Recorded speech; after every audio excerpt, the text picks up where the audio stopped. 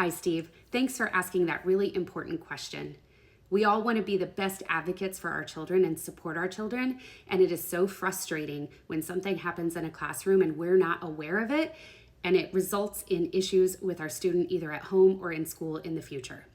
So to your question, are parents allowed to know what goes on in a classroom? The short answer to that question is yes. You are allowed to know what's going on a daily basis in the classroom. Now, you may have to ask what happened in the classroom. They're not going to necessarily provide you with daily reports or even weekly reports. You can just imagine as a teacher, if you have 30 students in a classroom, how time consuming that would be to be able to send all of those reports home. It would be wonderful if the school would communicate anytime there was something major that happened. But if you see a change in your child's behavior at home, anything that seems concerning at all, definitely reach out to the school right away and ask them if there was an incident at school that may be creating some anxiety or maybe triggering some new behaviors for your student. They should be able to respond to you with a yes or no and give you some general information about it.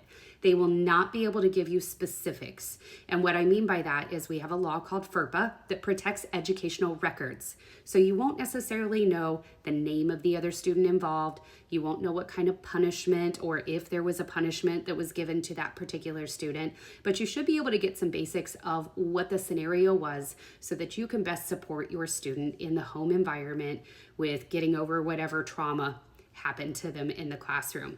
It's unfortunate that this is a thing that's a reality in our schools, but it is a reality in our schools. So being a proactive parent, reaching out to the school in writing, requesting the responses in writing so you can look for patterns.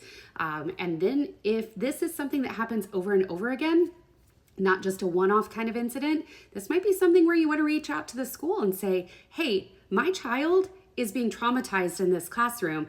I want to talk about if this is the right placement for them or not. And call a case conference, have a conversation about it, because we need to protect your child in the schools, and you are your child's best advocate. Thank you so much for asking that, Steve. If you've had other questions, please drop those in the comments. I would love to address your special education concerns. Hey everyone, just a quick follow-up to my answer to Steve's question. Anytime a question like this comes in, I'm speaking in general terms. Each state has different rules and regulations related to special education and student privacy. School districts have their own policies and procedures as well.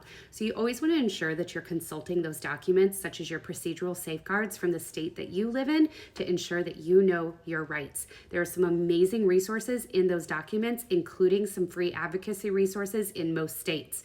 So take a look at that document. It's dry reading. Do it before bed. It'll probably put you to sleep, but it's good reading so that you are informed. And as always, if you have questions, drop them in the chat and let me know.